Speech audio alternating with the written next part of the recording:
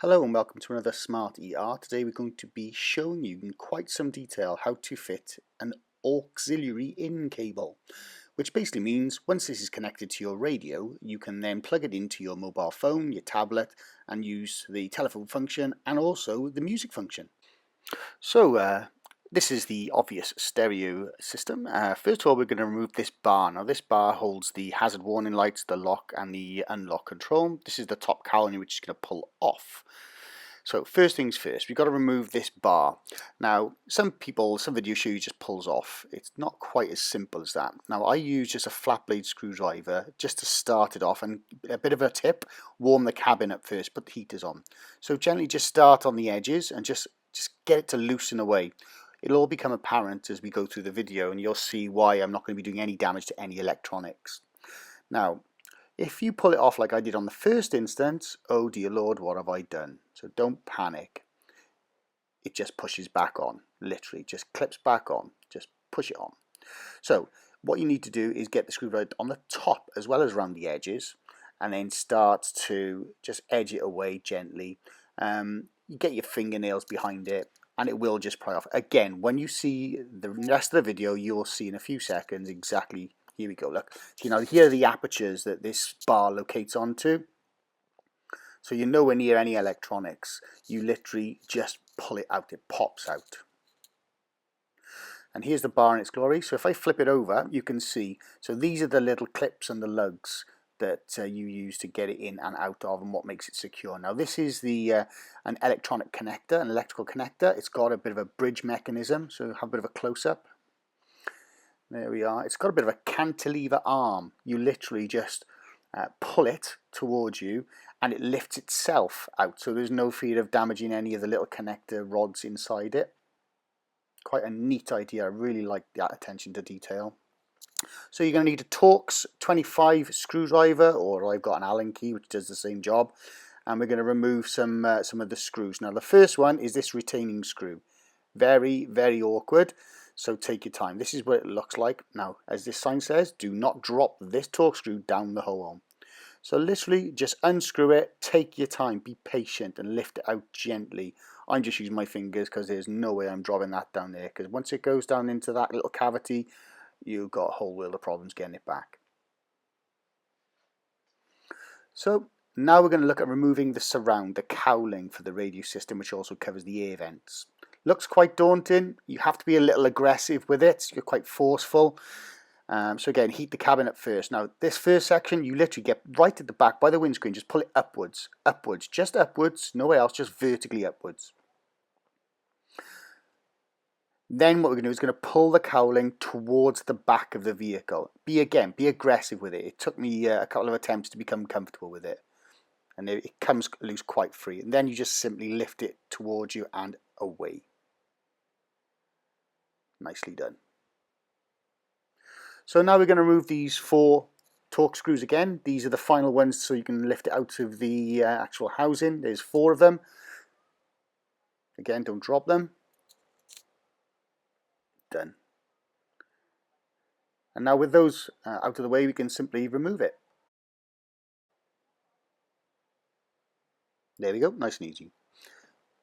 Now, a word of warning, another tip, take the screws out of the actual unit itself while you do some work on it in case they fall out and go down that hole.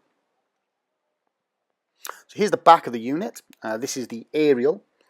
And here are all the cables and connectors, which are on connector blocks, which if you take them off, don't worry, you can't put them in the wrong place. Now here is our auxiliary in-out cable that we're going to use. We bought, I'll put a description in the of how to get it on the comments box below. And it goes in this port here, the very first set of ports. There's 3 of them all together, and it'll only go in one way. So just line up the shape so that it fits in until it clicks.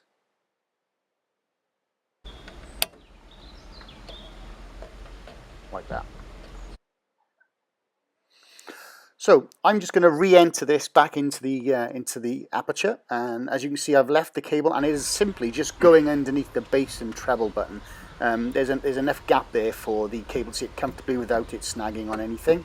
So what I thought we'd do is give it a bit of a try just to make sure it's working before we bolt everything back up.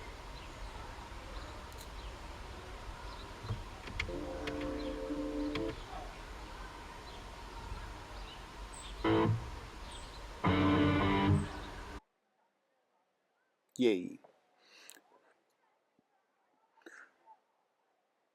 Good, so that's a test. All done. Now we know it's working. We can carry on putting it all back together. So that SRC button on the right hand side, that's what helps you toggle between the radio, the CD and the aux button. So now we're going to put the cowling back on. It's just the same things as we did before but in reverse. So down and then towards the windscreen this time. But you don't need to be that forceful. So literally just pop it in place in the bottom first, offer it up to the radio, and now you can give it a tap on the sides and a tap on the top, and you will know it'll feel like it's going in. That's that done. Now the pesky little hazard bar, I call it. Here's the connector block. Like I said before, it's literally you pull it towards you and it will lock itself in place. Super clever idea, super clever. Really like that.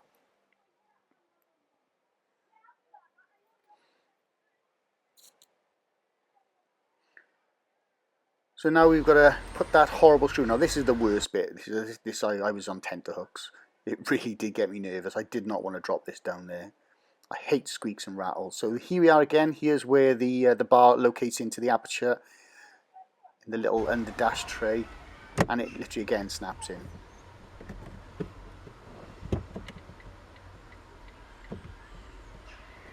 To check the hazards and the locks, put the engine on. Test all the vents, all the blowers, they work, the aircon, the vents, all work, good.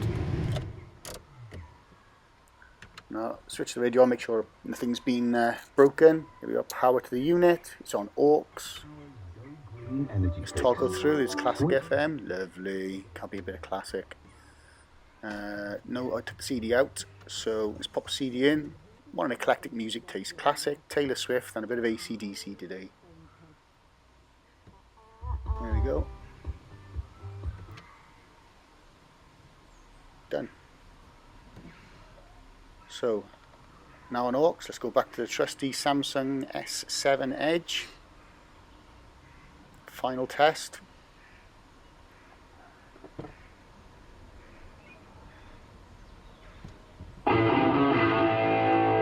Oh yeah.